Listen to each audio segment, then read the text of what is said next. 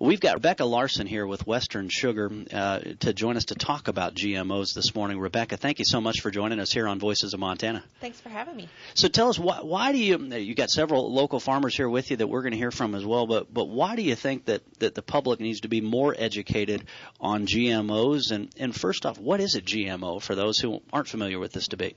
So a genetically modified organism is a plant that's been created through biotechnology, taking a trait from another plant or another organism to give it some kind of beneficial attribute.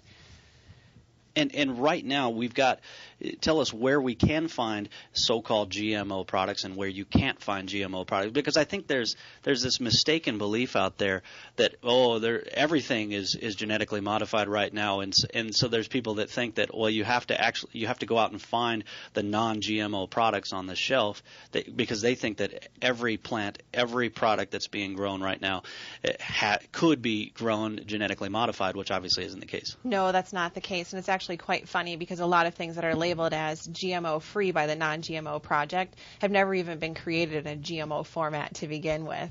But there are only several major crops that are available that are genetically modified today, and those do appear in a lot of our products. So if you buy processed food, 80% of processed food contains corn in some way, shape, or form, and most of the corn that's grown in the United States is genetically modified. So you will find GMO products in a lot of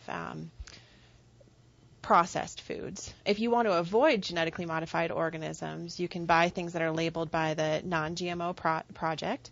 You can also buy organic. Organic food cannot have any genetically modified organisms in it. Or you can just buy fresh produce. The other thing that you need to avoid if you don't want GMO products is cheese, because rennet is actually a product of genetic modification as well. It used to be harvested from calf guts. It no longer is. So you have to avoid cheese products if you don't want GMOs as well.